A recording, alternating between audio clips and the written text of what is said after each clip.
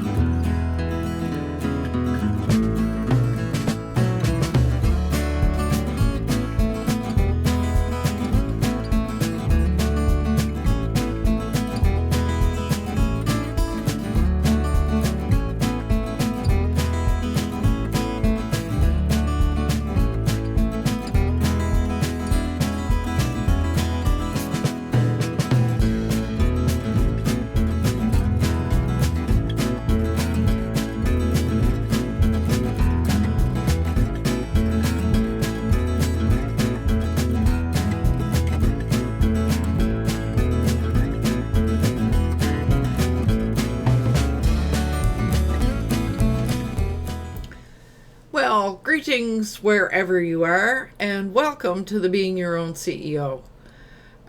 This is a weekly success circle intended as a support for solopreneurs. We get together because we enjoy each other's company, but we also like exchanging ideas and information and doing a little bit of experimenting. We all give and receive support. You can discover what we stand for by reviewing the operating principles on this page. So I want to welcome the viewers on the page. I know that Dave and JD are out there, so welcome here. Happy that you came. So, I hope that you'll add whatever comments you wish or questions or whatever as we go along. I shall try to stay on top. It's kind of difficult, but I shall try. So now it's time for our members of the panel to introduce themselves. And I usually go with the person who got here first, but that usually means the same person every time. Are you all right with that, Vivek? So go ahead. Namaste. My name is Vivek. Vivek Technology is my brand, and unify, simplify, amplify life is my tagline. I believe in simplicity. I believe in unifying things, technology and life, and achieving that by simplifying, which would eventually amplify the results. So that's what I do. At the moment, I am in UK, England, and it has been quite hot summer days here. It did reach 30 degrees, and there were a couple of fire incidents a few days ago. Fire which somehow started, and anyway, it's all under control, and nothing really happened other than some stuff getting burned. But yeah, there were because of the hot weather. That's me. Yeah. Well, glad to be here. And welcome here, Vivek. It's interesting. There was something on the news here today that I think it was in Quebec. There have been 77 deaths attributed to hot weather. Oh, Yeah. So they've had it really bad there.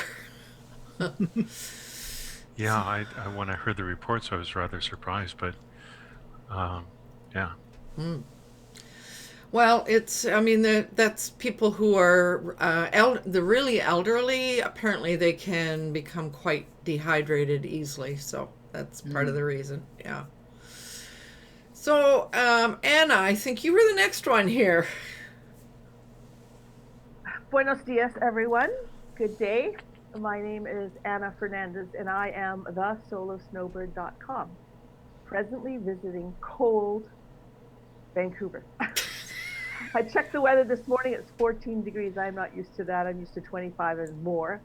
I noticed you had a heavy sweater on I this know this morning. I was wondering where you were, city. Anna, because I'm looking at all this heavy clothing. It's like, yeah, 14 degrees would be cold. I'd be It freezing could my be. butt off. It's cold, yeah.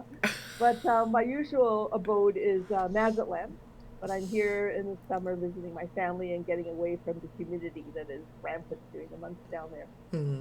Uh, so I'm a multipreneur um, and solopreneur, I guess, but a multipreneur because I run several different websites doing several different things. My main Mm-hmm. one is the blog for being a solo snowbird in mostly in Mexico because that's my experience. But yeah, I try and post things from around the world as well. Hmm. So that's me. Right on. Happy to have you here, Anna. Thank you. Yeah. So now, just before we go on a little bit further, I'm trying to stay on top of what's in on the comments section, and JD says that postal workers are succumbing over on the East Coast. So, and she had greeted us and said good morning, etc. So, this is a new thing for me, trying to stay on top of comments as well as everything else. Oh dear. So let's see. I think the next person who came was Fred. What's you're back in this part of the country? Yeah, I was in California last week visiting family, and now I'm visiting a couple dogs, three dogs actually. I showed you two of them earlier. The Whippet slash Poodle crosses, lovely dogs, really nice Mm, temperament.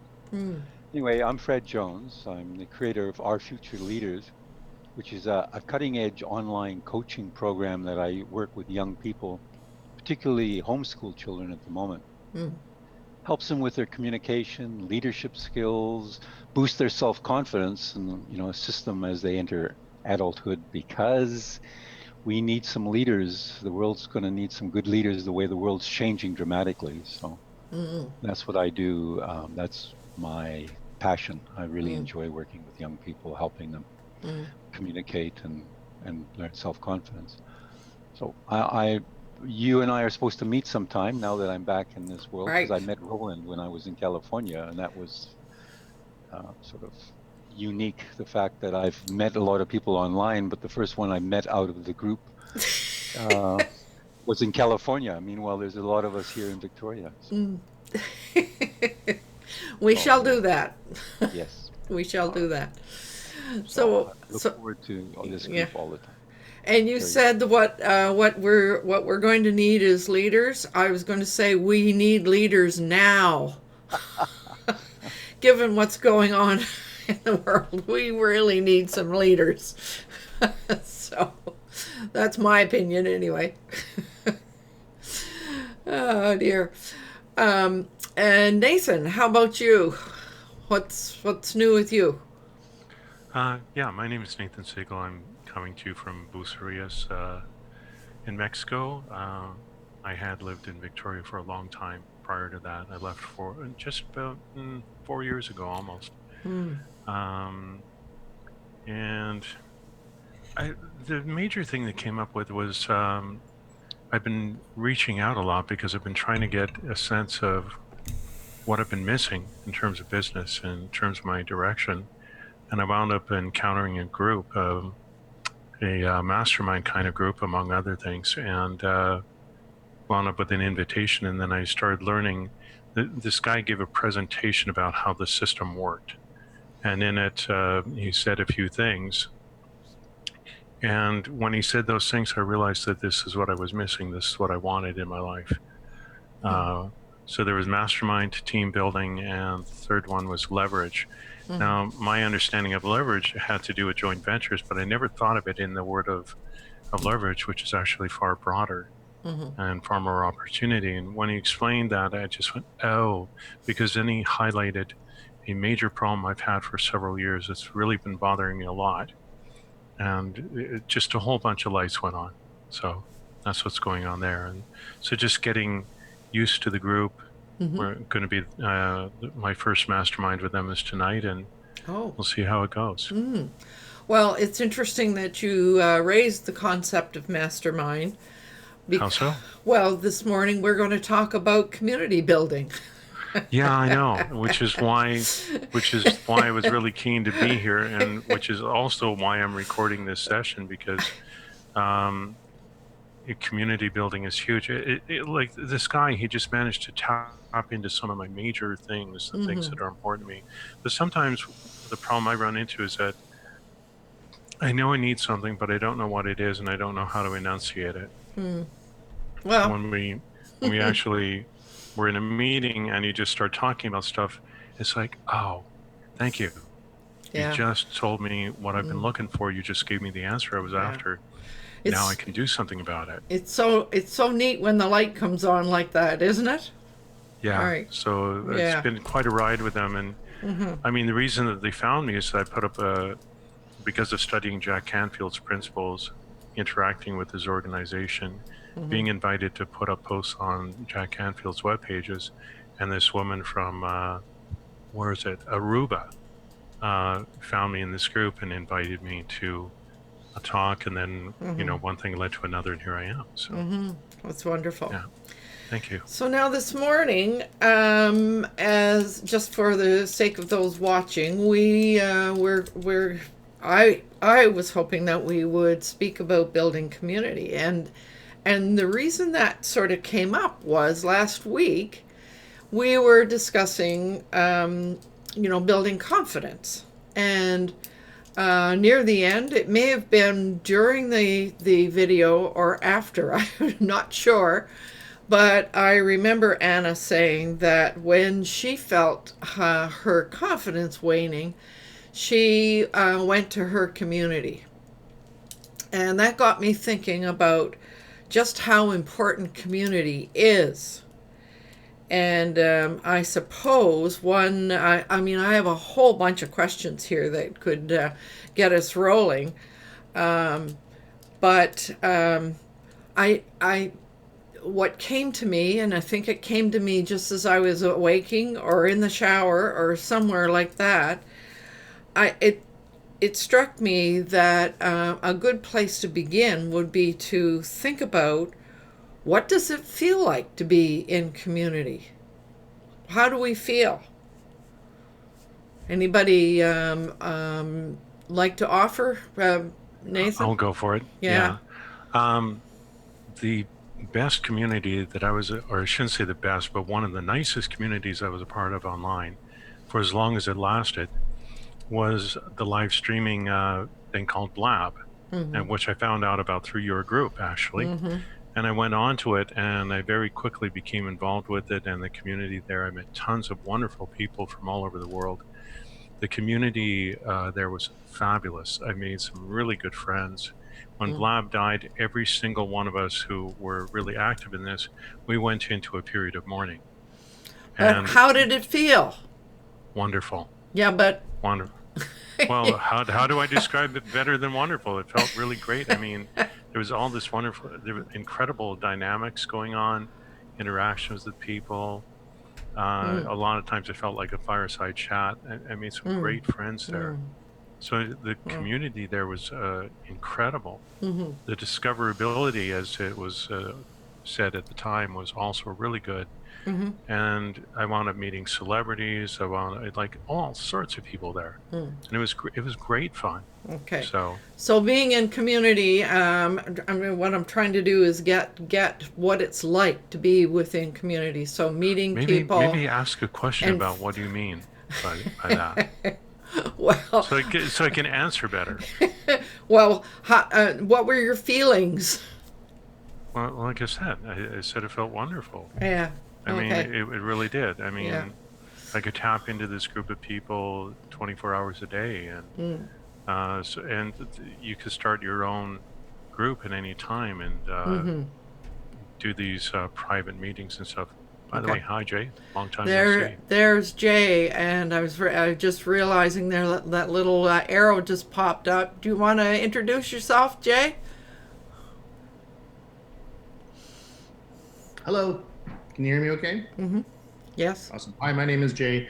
My company is Magi Studios, and we help people get started in the world of online marketing through coach, consulting, and training. Excited to be here, hailing from beautiful Langford, British Columbia, the better suburb of Victoria. Glad to be here. So, did I notice something new on your website recently? Which one?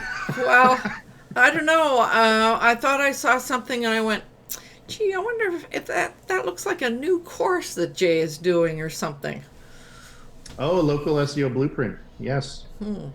Yeah. So we're actually that's why I've been in incognito mode. I've been working on rebuilding that existing course that I have. So the course was initially phase one was to target people who are already SEOs who want to learn how to run a more effective local SEO agency.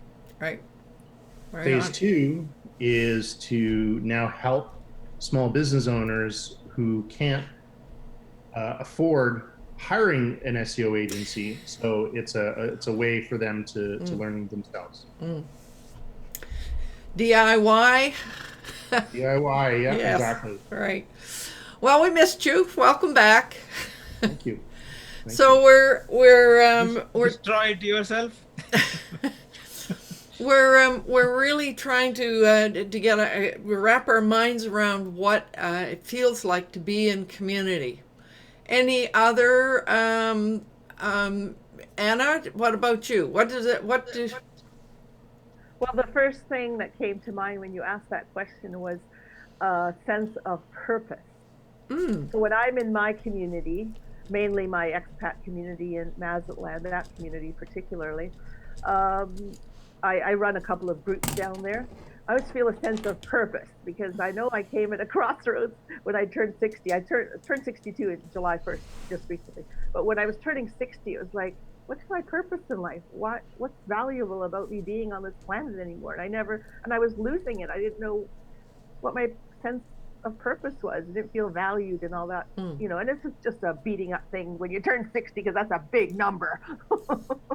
all the numbers with zeros on them are big, Anna. Yeah, but I loved my 40th, my 50th was good. It was the 60. That number was just a little hard to take.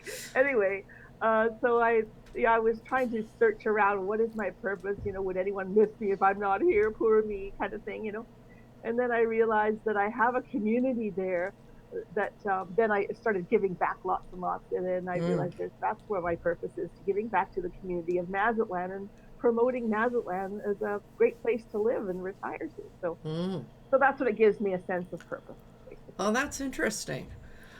For me, it gives me a sense of belonging. I realized that when I joined a couple of communities here in Victoria, I then felt as though I belonged to the whole community. The whole community. Yeah. Yeah, that makes sense. The sense of belonging is huge. That was what was going on with Blab, but it wasn't a defined purpose per se. It was just, I don't know. It's very hard to explain, but it just everything about it felt good. It felt like what I've been looking for a long, long time. And I made a promise to myself that once I got my finances to a certain point that I was going to do everything I could to resurrect it. And not for profit. I don't really give a shit about the money aspect. The only thing I cared about was the community and the interactions with the people. It would be different, sure, but it would be the same basic structure that what we had, which is so incredible.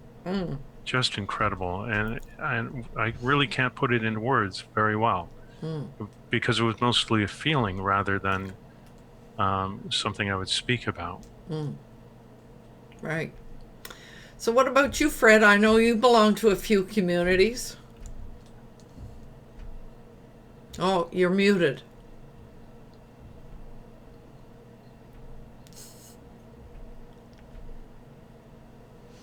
We're still not hearing you, Fred.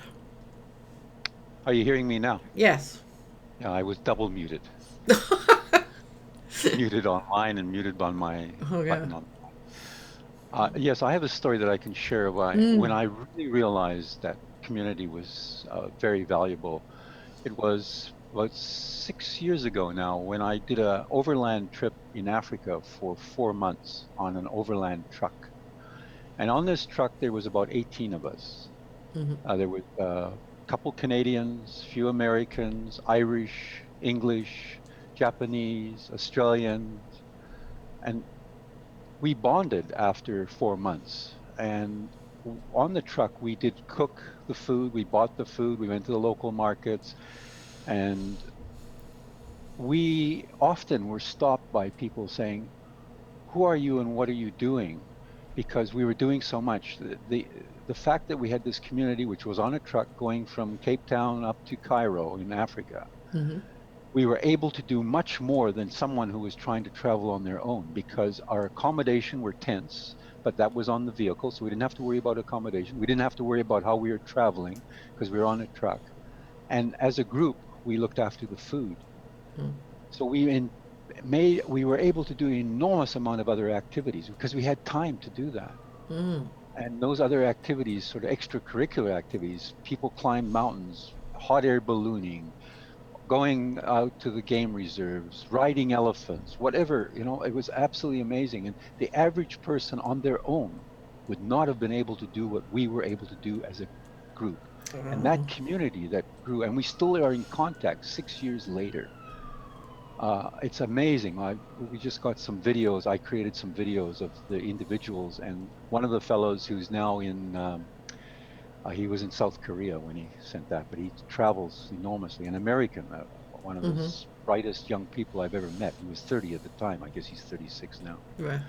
But when I came back to Victoria, I did a presentation at Toastmasters, another community I belong to, which has been very valuable.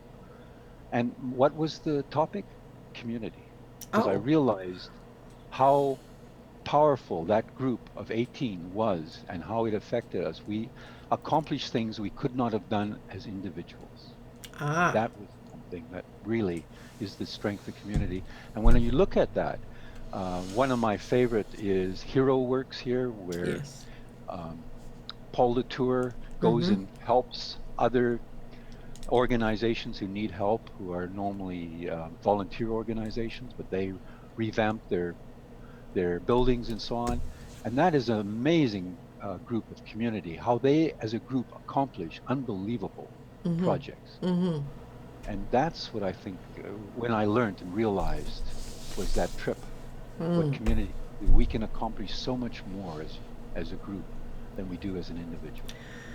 So what I'm hearing there is a few things. One of them that's important is a common purpose.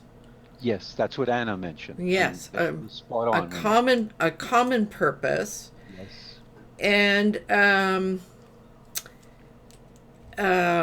what was the other one? Shared values. Yep. Yeah. So, and I think another piece that comes to mind, and that was really kind of more what Nathan was saying, it was that whole sense of communication. There is, within a community, there is always going to be communication. There has to be. And we all didn't get along. It wasn't all lovey-dovey all the time saying, there was challenges.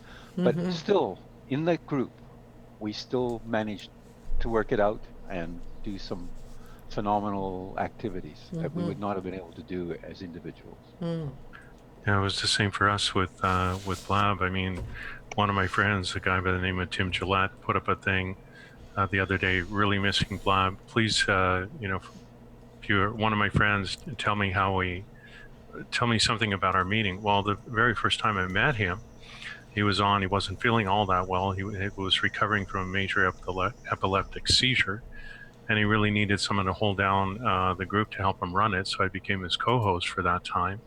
And then there was another guy by the name of J.S. Gilbert who showed up later, became a friend of mine too. And so the three of us that's how it began in that particular situation. So it was a very unique situation. It was just, for me, just completely amazing. I'd never seen anything like it. I mean, the Google Hangouts that we were in, that was one thing, but Blab was an entirely different thing and really impossible to put into words unless you were actually a part of that entire experience. But I did meet one guy from it. It didn't work out, unfortunately. It's just one of those things. But it's just a matter of time before I start meeting some of the others. So I watched something this morning just because I didn't do my walk this morning, so I had a little bit of extra time. And I watched a TED Talk by Jessica Posner, who outlined something that happened in an African village that was, incredible, where there was incredible poverty, etc. And she talked about all the things that happened in that community. And so what I came away from hearing that was, so sometimes what will pull a community together is a dream, fulfilling a dream or fulfilling a need or providing support. I thought about the choir community that I belong to here in Victoria, and we are connected as a community to another community in Kapasani, Mozambique, and how those two communities interact with one another, and how this community here, the fact that we're creating and supporting another community is helps us stay together. It pulls us together in a very significant way. So providing support or fulfilling a need, etc. So that those are some of the things that pull people into community. Another one that came to my mind was playing.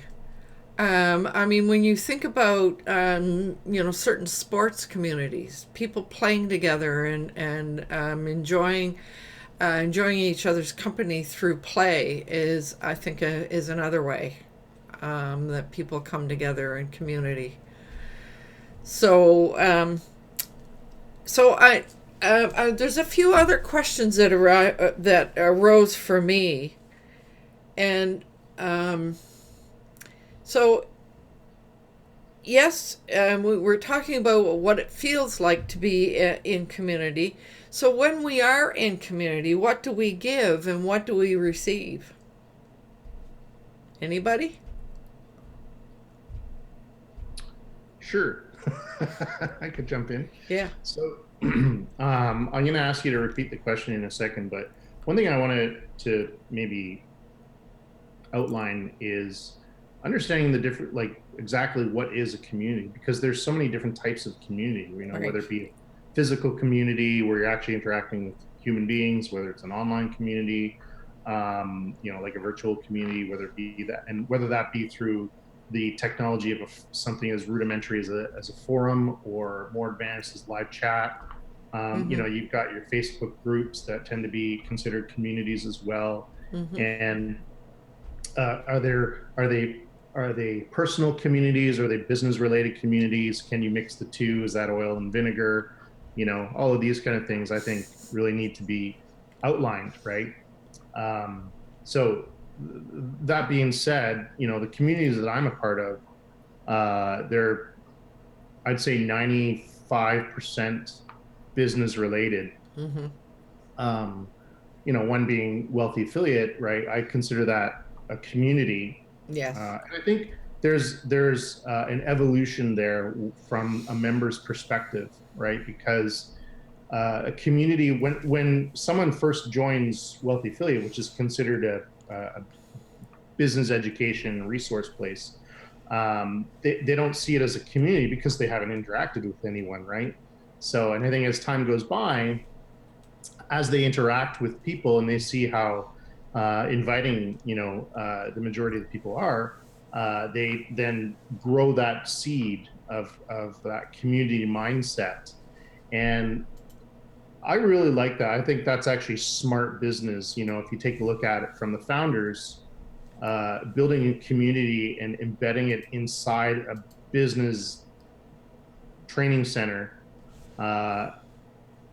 creates a sense of community involvement, but also there's your attrition rate, right? So the amount of people, or the timeline as to when people stay on longer.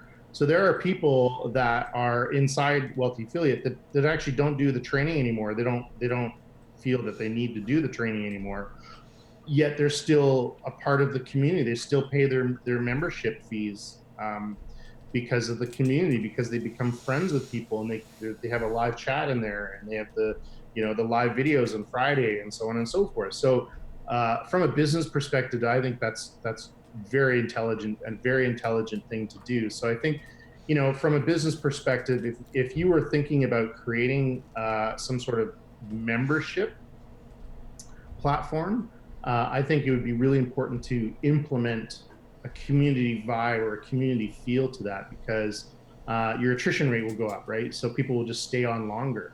Mm-hmm. So, even if it's a free membership or a paid membership, having that community involvement is I think really key, and is going to actually, increase your own revenue. So Jay, you beat me to it, because one of my questions was going to be, why is community necessary for business, or why is it important for solopreneurs? I was getting there. I'm sorry. It's all right. I can only sit on my hands for so long, Well, there's another word that comes to mind for solo entrepreneurs, a very obvious reason: leverage.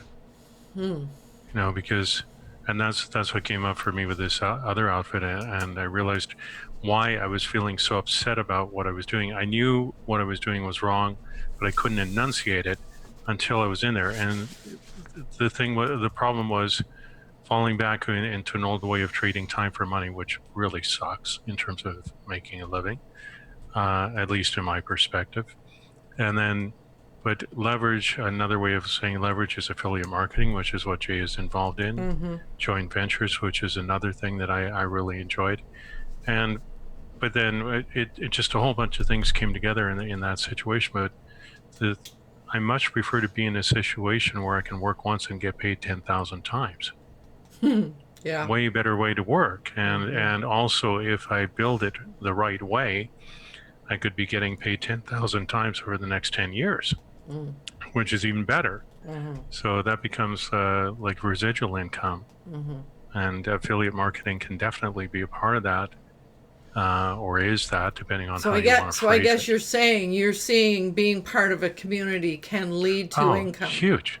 Well, I mean, in terms of the mastermind itself, the one thing I know from my own experience, I was in a mastermind briefly, but it's funny how you get lost in business at times, and need a reminder.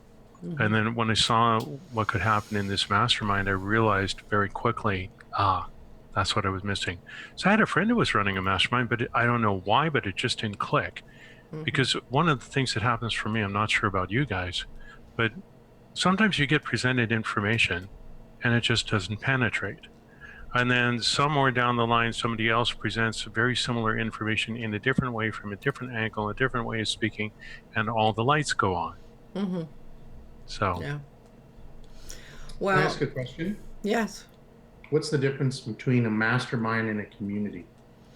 That was Jay. This is getting ridiculous. Do you want me to answer that, or Lowell Land to answer that? Dolphins in our previous life. Well, for me, can say, um, for me, I don't know that there's a whole lot of difference.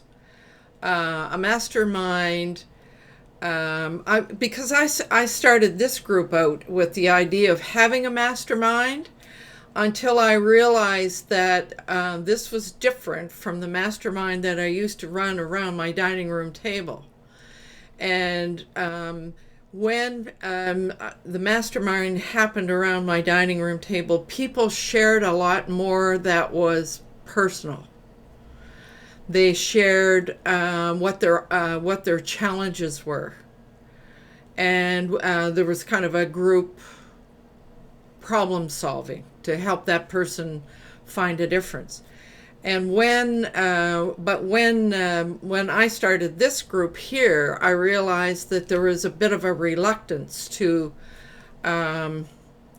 share anything that was too personal, or however, ready to share information, ready to discuss and enjoy each other's company and so forth. So that would be I guess it would be the real purpose would be the difference. Anybody have anything else that Sure. I'll throw in my 2 cents for what it's worth. My understanding of community, like having growing up in the Jewish community, was just a broad thing where people would gather and all sorts of different events would happen, not necessarily, well, I mean, within that community, it was all to do with Jewish life, right? Mm-hmm.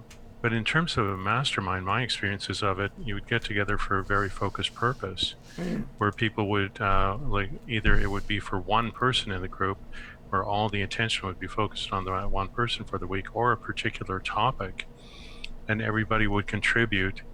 In one case where they were doing a group where they'd have like 10 people and each person got 5 minutes, and the group you would state a major, well, not a major, you would state a problem that you want to solve, that you need help with. Mm-hmm. Then all the members in the group would turn their attention on that one person, and it would be like a free-for-all in a way, and everybody would just what's the word for it, just state their ideas, and it would just be like a stream of consciousness. That's not the word I'm looking for, but you would have all these people stating their ideas. Free association, that's the word I'm after, or the phrase I'm after. But you would just get all these ideas just streaming at this person for about 5 minutes, and their job was only to listen, to take it in, record it if they had something possible to do it, and say thank you when they're done, and then would move on. That's my understanding. That's my sense of the difference. So focus and support, or purpose. It's still it's in a different way, but it was for business, and I'm not super familiar overall with the different ways one would run a mastermind. That's something I need to read up on. I think I need to pick up Think and Grow Rich again, or something like that. Well, I can say what I think is part of. No, I guess it goes. That is part of both, either one, and I guess it's really both are all about relationships. So as we build relationships, and of course, I mean relationships and a common value. Relationships are key to the entire thing. Yes. You don't have relationships, you have nothing. Exactly. The whole thing will disintegrate without foundational, strong relationships. And I think that common values are extremely important as well. And this is why, when we started all of this, we talked about our operating principles of what we stood for, and why I raise that each time when when I'm introducing the group, because I think it's important that we all stand for the same thing, that those values are important to us. So, I have a question. mm, Do you think there's a tipping point with communities where it gets too big or something? An example would be there was that community that you were a part of and had something to do with Google Plus. It was run by that one guy, Martin And, Shervington. yeah, I think that's his name. Yeah. Ronnie Bincher? Was that No, the other guy? Martin Shervington. Martin Shervington. Okay, Yeah. sorry, my mistake. Yeah, and no, Yeah. I'm assuming that one that just kind of completely dissolved that community. I think Yeah. it was also a victim of technology, though, right? Yeah, there were both Martin and Ronnie. They did things. They took advantage of and taught people how to work with the way Google Plus was at the time, and so there was a major shift that happened because of the changes that happened in Google Plus. Do you remember when they moved the Hangouts on air? They moved them from Google Plus over to YouTube, and Okay. that seemed to create a Ronnie just dropped out of the picture altogether, and Martin Shervington is doing some very different things, very interesting things, but you never see him on Google Plus anymore. Yeah. So, but that's a good question, Jay. Is there a tipping point? Does a group get too large? And I guess it depends on the kind of group, because again, when I go back to my choir community, there are somewhere between 300 and 400 members of that group. Fred has a question, either that or the Queen's in front of him. Yeah, I was going to say Fred's got a question too, so there we go. It's not so Echo. much a question, it's more a possible answer to that question about Go ahead. size. I think we recall we were talking about books you read, and I mentioned the author, the Israeli author, Sapiens and Homo Deus, about the history. And he said throughout history, we get to a certain size, a group that's effective, and after that it's not effective. And I believe the number was 150 or maybe 100, but it was in that range. Then eventually it's not as effective as it could be. And we're talking about groups that are dynamic and so on, rather than just, a country with millions of people. But and apparently, historically, there is a number where we can be effective, and I believe he mentioned 100 to 150, somewhere in that range. That makes a lot of sense. I agree with you. I heard that as a Dunbar number. Dunbar. That is 150. What does that mean, Dunbar number?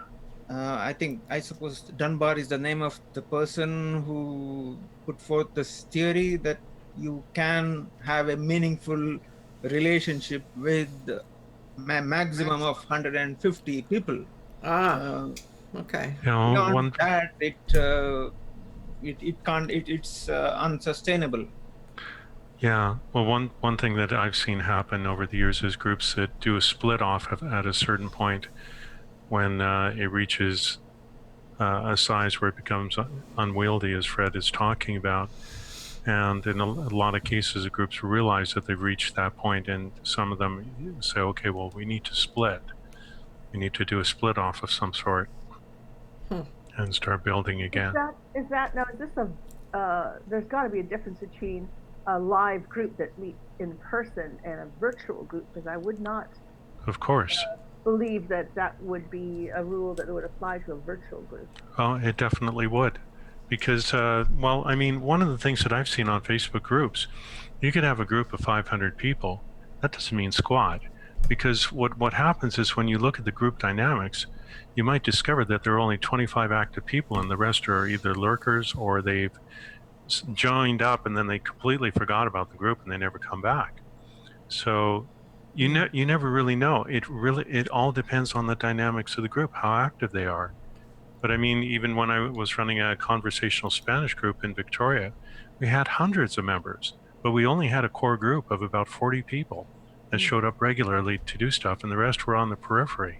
Mm. So And I want to go back to something that occurred to me. I mean, when you think about the numbers, I mean, we use that word community in a variety of ways, and I think it depends. I mean, sometimes, certainly here in Victoria, a neighborhood is referred to as a community, and so a neighborhood could certainly have more than 150 people in it.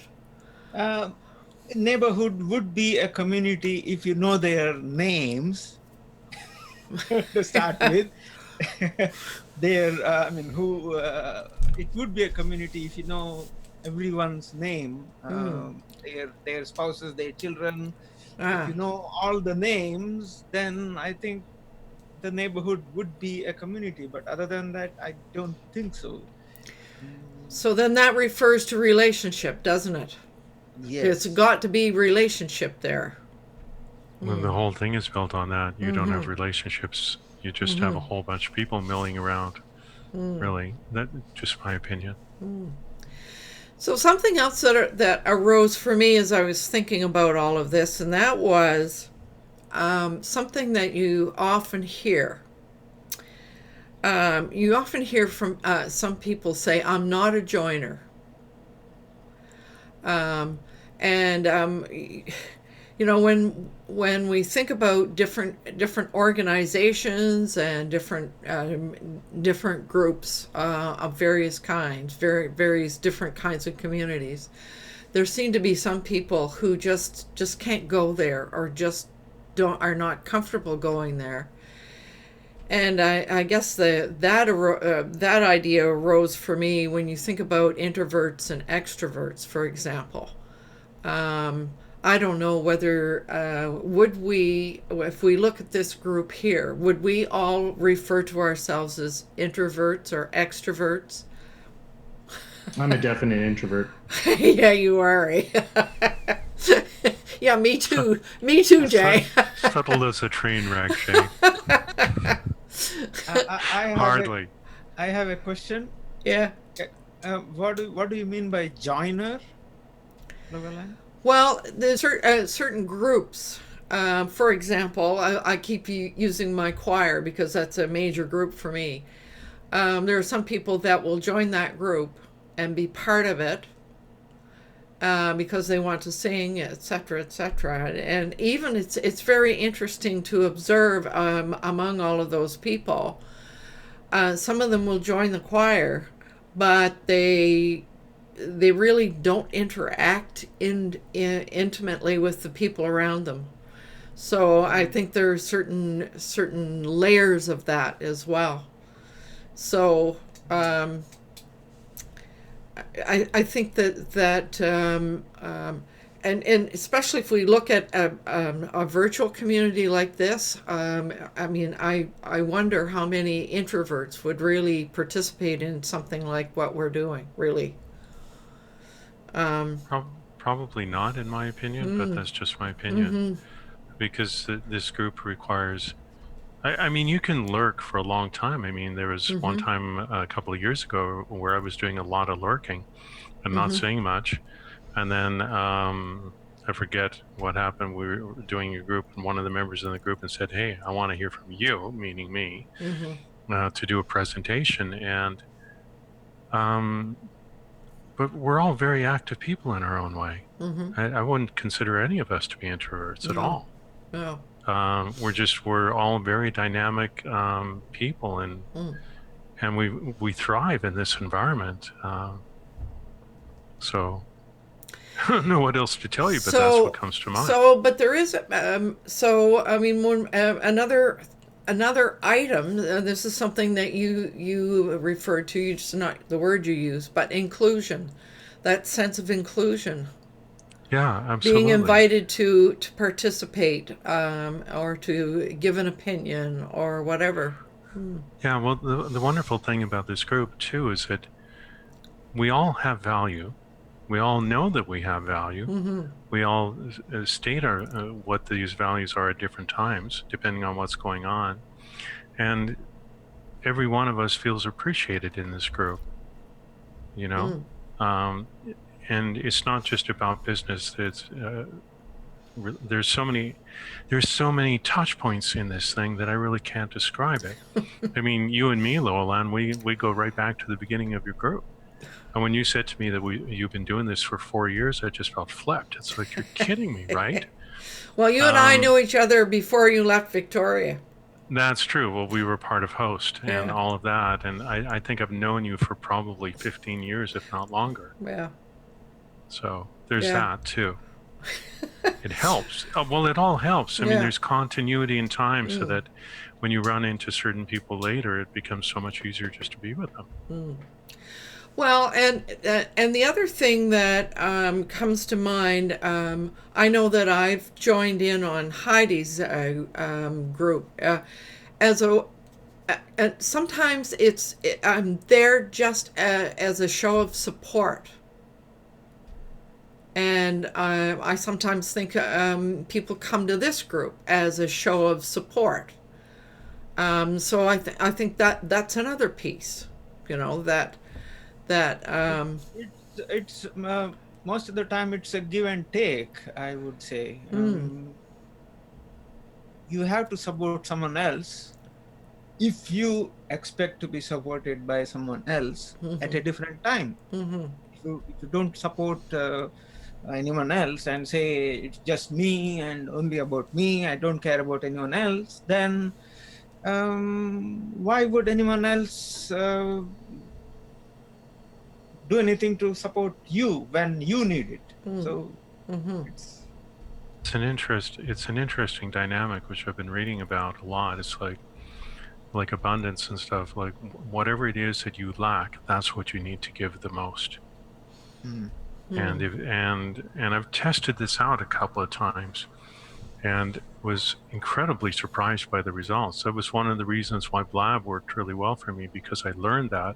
I actually learned it from Roland in our group, and I came up with a phrase to describe it, which I called it the art of selfless giving, where you just get out there and you help people without expecting anything in return. And that was one of the reasons why I created so many relationships and friendships on Blab, is because I was doing that all the time, pretty much every day. And it led to all sorts of opportunities and openings. Now, there are some people in business who will say you're Looney Tunes if you do that. That's the worst mistake you can make. But from direct experience, I know it's not true. Well, I can tell you also, because I think I told somebody here that I spent all day yesterday in WA. And because I decided that I was going to run my way through all of the videos again. And that is one of the key messages in the WA community, is helping others. Be in your business, set things up so that you're helping others before you ever consider selling anything or doing business or whatever. Yeah, Anna? Yeah. Can you hear me? Yeah. Yeah. Yes, this is like so important. It's like the number one rule. I think Jay mentioned this a few years ago as well, but I've heard it from many speakers and motivational speakers and that sort of thing, and videos I've watched, is the more you give, you get back way more than you ever give. And even sharing your knowledge, I've learned this through the WordPress community. Wow, that community loves to give. Everything I've learned, most everything I've learned, not just through this group, but it's been through the WordPress community as well, about building websites and stuff. So they have given lots, and and I've given back in my community in Mazatlan the same way, for that purpose, and it's the best thing ever. It's a great feeling, and never put a value on it before as much as I have now. So it's been quite a journey. Yeah, to summarize what Nathan was saying and everyone here recently, there's a word that kind of ties into that, and that's reciprocity. And reciprocity is basically, is you contribute, you go above and beyond what's expected, and then your community will feel that reciprocity, the urge to contribute as well. So that's the whole philosophy. And there's a very distinct, that's a huge business advantage in my opinion, is because then you're not asking for the sell, right? You're not asking people to buy a product. You're basically showing your membership behind glass doors, and people are kind of looking in and they're going, oh, that looks like pretty cool, right? Oh, look, he's helping him and she's helping him, and he, and so on and so forth, right? So then there's that feeling of reciprocity. It's like, well, maybe I should go in and help as well, because I carry a certain skill that I can contribute as well. So reciprocity is really big, and it is, I think more businesses need to do that, contribute to the business community to get that reciprocity. Yeah, and following up on what Jay has said about that, there's a book on the topic where that word was introduced, which was, I think it was called Influence, the Psychology of Persuasion by Robert Cialdini. Do I have that right, Jay? Yeah. Influence. So it's Influence, the Psychology of Persuasion, a very important business book, especially for online marketers. Apparently, I think it was written to show how people were being manipulated in terms of marketing, if I remember correctly. But it actually turned out being used by the marketers because they saw so much incredible value in it. And one of the words, of course, is reciprocity. Of course, just a second, Fred. If you look at the website, one of the principles that we've said over and over, you can get everything in life and business if you help enough people get what they want. That was Zig Ziglar's one of his main quotations, and a lot of people use it a lot of the time. So, did Napoleon Hill also use that? It seems familiar, or was it Zig Ziglar who came out with Zig Ziglar? Yeah. Okay. Good enough. Yeah. So, Fred, you started to say something. Yes, when you asked about joiners, are people joiners, it sort of triggered a thought, and it comes back to culture. In North America, particularly, we had the independent, the pioneer. We are going to do it ourselves. And I think there's still a large element of that in North America. And I'm sorry we don't have some of the people like Alana and Heidi from Europe, because I think it's a different mentality there. And so community is stronger in parts of the world. And maybe Vivek can comment on that as well, because he has lived elsewhere. And I think that is a challenge for a lot of people in North America, because they're said, oh, we'll do it ourselves. And as Anna said, it's a journey. And I say it's been a journey for me to realize how strong community is and how important it is. And because belonging and helping others, as you said, Zig Ziglar said, that is actually a big sign of success. People feel successful if they have been able to help other people. When you start analyzing people, say, what is success? That's one of the elements that's often mentioned. There's a big downside to the lone wolf scenario. Yeah, but unfortunately, the culture in North America has been traditionally a lot of the lone wolf. I agree with you. I'm very much so. Yes, that whole concept of being independent, no question. Wow. Can I see the kind of we're at the top of the hour. Yeah, here. we are. Can I quickly offer some tips on if you're interested in starting your own business community or your own community for this? Sure. Okay. So the number one thing I think you need to address is the end result. What is the end result of the community that you want to build, right? So let's say it's a business community for your own business, right? So what is the end result of the community? What are you targeting, or what are you wanting people to do within that community? Are you wanting them to buy something? Are you wanting them to contribute and encourage reciprocity? Because every single community is going to have a different end result. Okay. And when I'm talking about an end result, I'm talking about your income. I'm talking about the sale, right? How are you driving sales by using a community? Is that one of the plans, right? By using the community method to encourage reciprocity, right? So once you kind of nail that out, then you need to figure out the technology. So what are you going to use to create your own community? Now the options are, you can piggyback off of, you can create a Facebook group. That's the path of least resistance.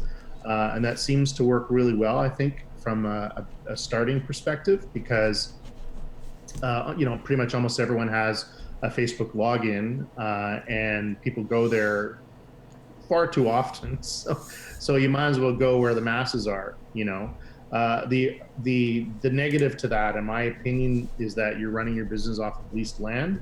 So let's say Facebook could just one day pick up and not use groups anymore. It makes it hard to monetize. You have to manually approve people and so on and so forth. So there's hoops and realities that you need to jump through with that.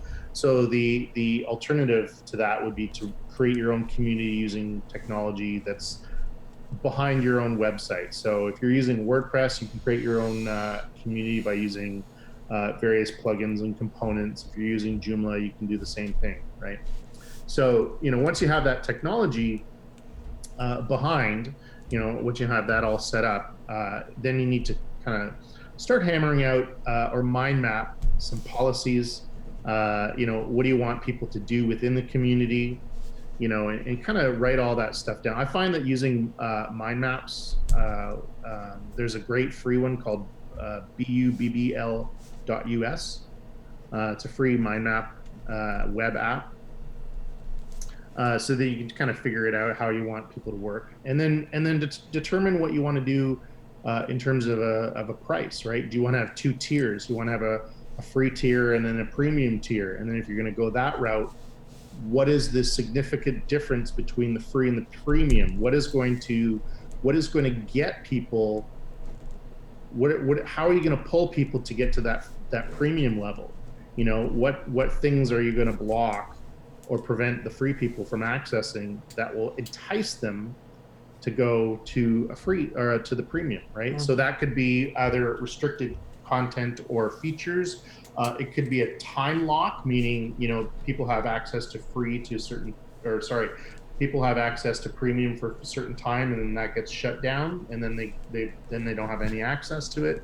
My opinion, and I've seen this firsthand with Wealthy Affiliate, is you give them full access to the premium for a time period, at which point you take away some of those really important parts, and then still give them a free version, right? Because they may not be ready to buy right then and there, but maybe they're going to be ready to buy in 6 months from now. Mm-hmm. So you still want to engage with that person, right? How many times do people have to say no before they turn it into a sale? 7. There you go. So 7 months. And then you're good. And then you just you do what Nathan and Anna do, is just head to Mexican Beach and drink margaritas all day. And listen to cheesy songs like La Cucaracha. Yeah, exactly. Yeah, Margaritaville, right? and then in Anna's case, you do flight controllers with your headphones. Are those Bob Marley's? No, they're the Princess Auto El Cheapo brand. I don't know what. Oh, really? They're really cool. They're actually really nice. Yeah. Cool. I like that El Cheapo. That sounds like Spang, but that sounds like Spanglish to me. Yeah, El Cheapo brand. Yeah, I left my good microphone and stuff in Mexico. I don't want to drag that along. So. Yeah. Mm-hmm. So, anyways, those are some tips I yeah, they're good ones actually, because it seemed like we were talking around the topic rather than on it, and I don't know how anybody else feels about this, but the next time we get together next week, can we go into more techniques of the community building, what a community should have, what the end result that you're talking about, Jay. I'd really like to go into it a lot more, because I realize that's something I've been missing in a very big way in my life. I'd like to learn a lot more. Okay, we can definitely talk about the techniques of community building. Not a problem. Awesome. So I'm looking at the clock. Yes, we're over. Okay, we're a little bit over, but certainly we covered a lot of the aspects of community for certain, and even though we are in North America and we are individualists, a lot of us, I mean, the concept of community and doing things together and having relationships with other people. I'm going to answer before we close the question I asked: why is community important for solopreneurs? And my answer to that is to overcome isolation, because so many solopreneurs, they're just doing their own thing. They're working with their clients, etc., etc. And without community, you've got nobody to bounce ideas off of. You've got nobody to share things with. You've got successes or challenges or whatever. You So, end up like Howard Hughes sitting in a theater for 6 months. Yeah. So, and you raise a really good point. I completely forgot about that. But it's like, so what my mentor, my writing mentor, said to me years ago: overcoming writer's isolation. For me, I didn't have access to much of a community, so my community was a coffee shop and whoever showed up. So interesting. Thank you. Yeah. It's really important for solopreneurs to have some kind of a community that they belong to. So that's my parting shot. And so I want to just remind everyone. I actually want to remind everyone to go and have a look at our operating principles again, because I'm sure that those of us in the room here, we probably haven't talked about that for quite a long time. So I would encourage everyone to go and have a look there. And I also want to thank everyone that's here. I really appreciate the conversation. I think it was interesting, and we will carry on with some more on that same topic. So in the meantime, I just want to remind everyone that it's important to do what you love with passion. So I need to do my